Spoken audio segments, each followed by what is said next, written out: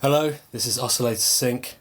Arturia have just brought out a big new software update for the BeatStep Pro, version 2.0 of the BeatStep Pro, and they've introduced some features which are really great. And I just wanted to do a video where I summarise a couple of the features, more than a couple actually, 3 or 4 of the features that were really exciting to me. So we'll start with the one that I think is the most big ticket, and I think from the press that Arturia have put out, it's the one that they're most interested in as well, and that's polyrhythms. So what does that mean? So you've always been able to change the step length of the drum tracks. So by default you've got 16 steps, you can change it up and down. So if we wanted to have a beat that had 9 steps in it, for example, we could press the last step button and hit 9 on the steps here. And what that means is I can program in a beat and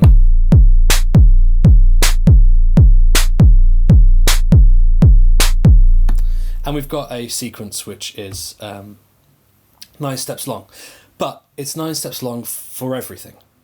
So that means that you couldn't previously have the kicks 9 beats long and the snare 10 beats long and the toms 16 beats long and whatever. You can now, and it's great because it opens up so many interesting opportunities. So how do you turn it on? Well, if you hold down Shift and you press 16 while you're on the drum track, that turns on polyrhythm mode. Okay, so how does that work? So let me just program in a real simple sort of kick clap kind of beat. So just something like that.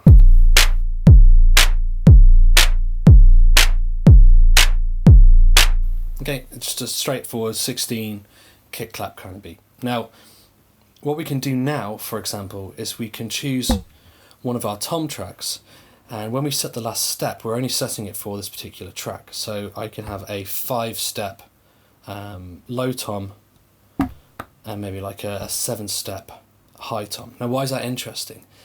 Well, it means that when you program in your patterns, they don't line up with the 16 beat kick clap. So if I just arbitrarily stick in some beats here, and we play the sequence now.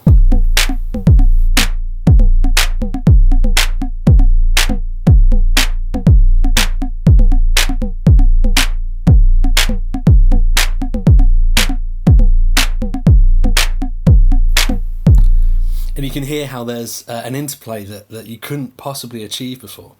If we start doing it with other bits and pieces, so we'll have a 13-step plink sound.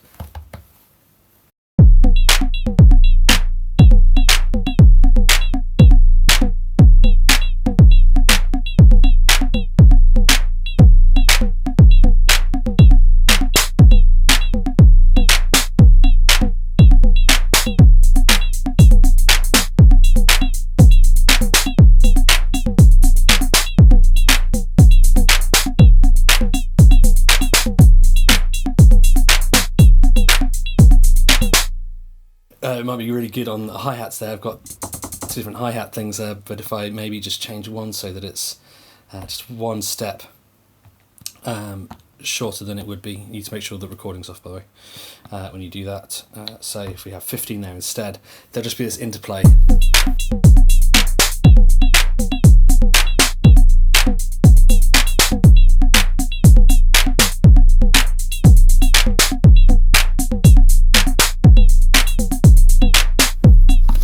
An interplay that you couldn't possibly have gotten by any other means, because it feels like you're getting bars for free, essentially. This would probably be a good time to show you one of the minor features that they've added, which I think is just so important, that was really missing from the unit before, and that is that now you can select a particular drum sound, and if you hit Shift and 2, it will delete from the pattern just that drum sound.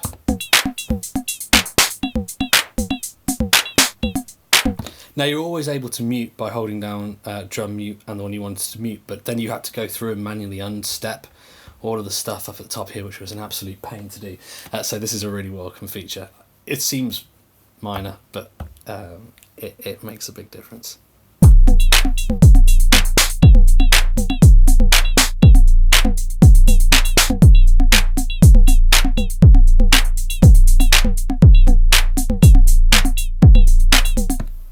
Yeah, so that's really useful. So let's just clear this pattern off. One thing to note, you might have seen it there, when I cleared the pattern, it turns off polyrhythms as you go. So that's just one thing to watch out for if you're using polyrhythms and you go to clear the pattern, it does turn off polyrhythms. Okay, let's go on to, I think, what is the other big one for the new version of the BeatStep Pro, which is there's a new set of behaviours for the roller and looper here. So let's talk a little bit how they've enhanced the looper first, and then we'll talk about what they've done to the roller, which I think is really, really neat. So let's just program in a beat quickly. Turn on metronome.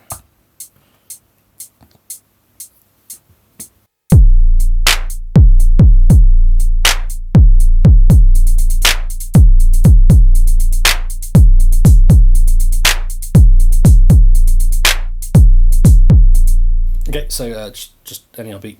Now, the roll and the looper, what you used to be able to do is you've got your different sort of loop lengths here, and if you caught a bit of your beat,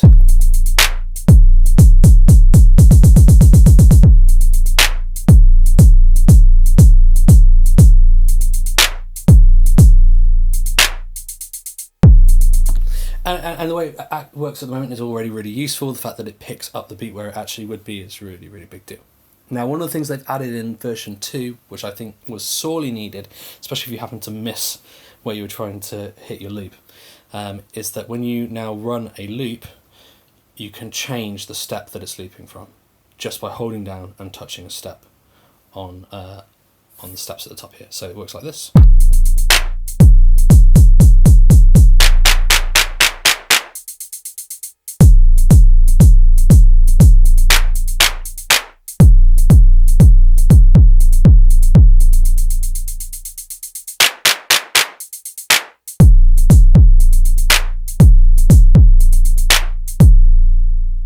Which is really cool.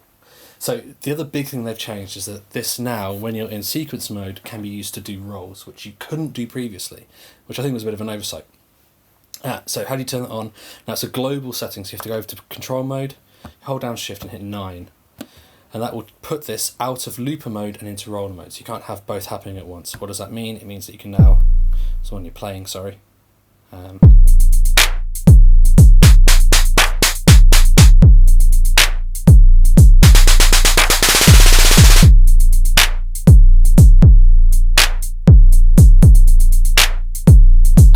so you can roll on the various different pads without having to do anything else. Now, there's a couple of things about this which I think is really, really cool.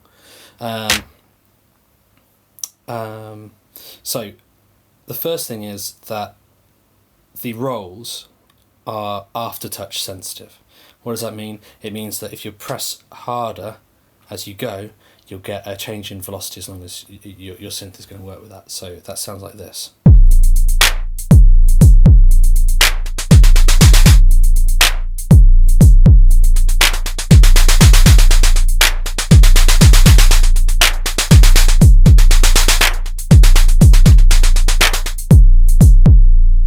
Which is really great on hi-hat sounds. So if I just clear out the hi-hat sounds there, I just did the whole pattern stupidly.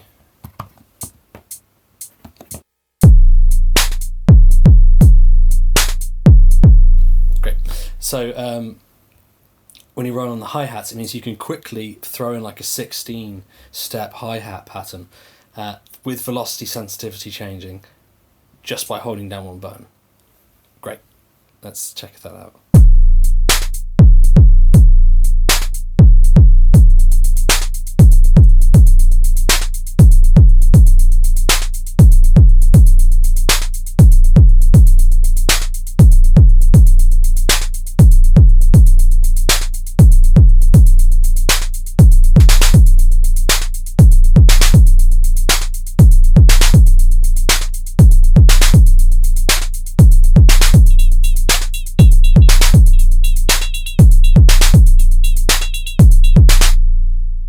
Brilliant. really quick to be able to build up those repetitive rhythmic bits and pieces within your tracks. Couple of things to bear in mind, however, that I don't think they're necessarily mentioned too much in the literature. The first is, if you are doing a roll which is faster than the resolution that you've currently got set, you're not going to end up with that actually recorded. So, for example, if we try and record a 32th rather than 16th hi-hat pattern,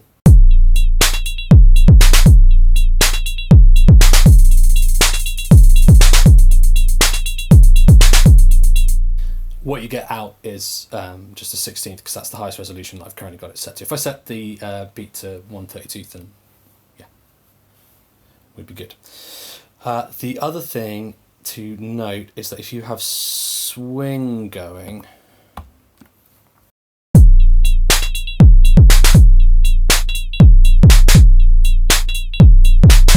if you got swing going and you try and do a roll,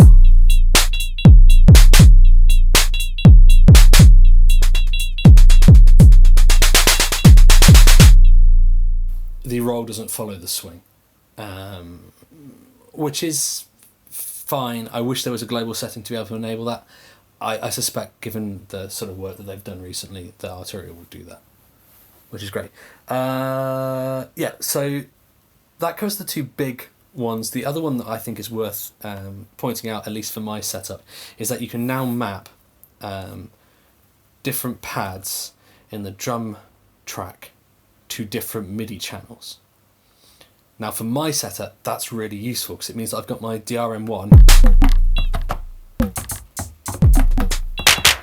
there, but I've now got my Microgranny on these pads across here.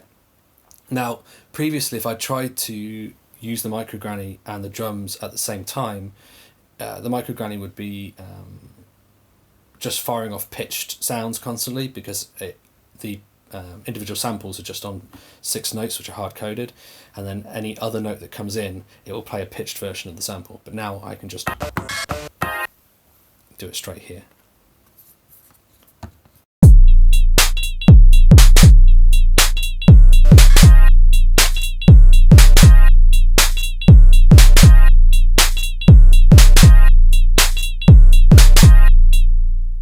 The other thing you might notice there is that when I played some of these samples, it actually fired off 2 steps here. It's actually tied those together, so it means that if you've got samples that you press down to get them to play for longer, it now automatically ties them, which it didn't do before. So you couldn't play a single drum note that lasted multiple steps. You could do it in the other modes, but you couldn't do it in the drum mode, and you can now, which is cool. There's one other thing I wanted to mention around the roller, is that it does work in the melodic sequences as well.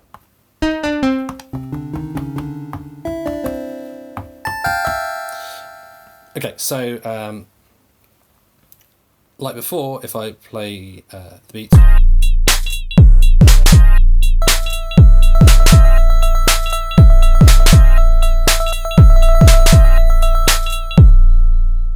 which is fine, but what gets really cool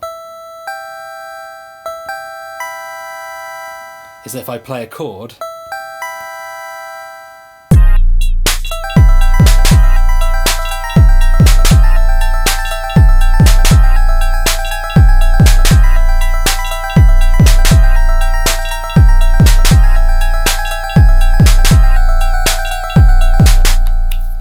you get an Arpeggiator for free, which is incredible. I almost don't need my key step anymore because of this, which is a super. I've tested it, and it will do the Arpeggiator in the order that you play the notes. So if I do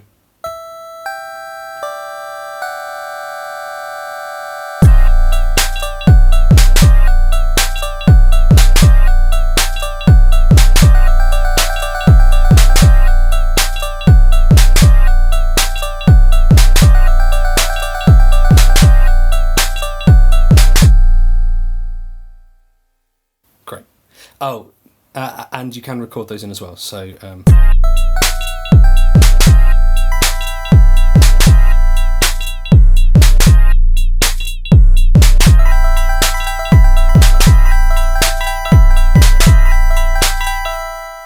but it then applies the swing afterwards, which is one of the issues, that you don't really hear what's going on at the time, which is a bit of a just quickly, one other thing which I think is minor but worth mentioning is that now when you do your randomness and probability on a melodic track, there's a setting in the MIDI control center which will ensure that it only does octave jumps rather than anything else.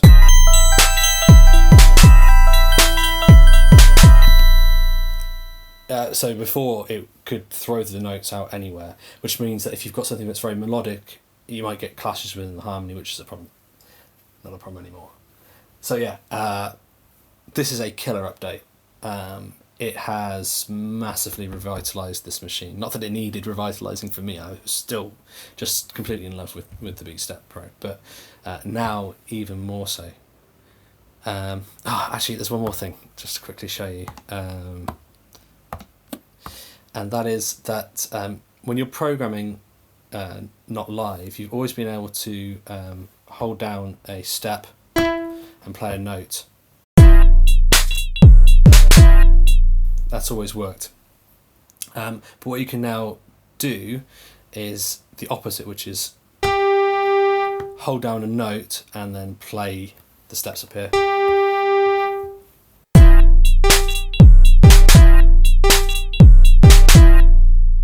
That was a bad note choice. There's a couple of other things that I've added as well, but that'll probably do for now. If you've got BeatStep Pro, you owe it to yourself and you owe it to the machine to go ahead and get this this update, because it's made such a difference to this machine. Already a great machine, it's now just even better. Thanks for watching, guys. I hope you didn't mind actually having to listen to my voice rather than the annotations. And see you again soon. I've got a bunch of backlog of videos to put up, which I'll get on with straight away. Not least the fact that I've now got the Microgranny. There'll be a video about that soon. Cheers, guys. See you soon.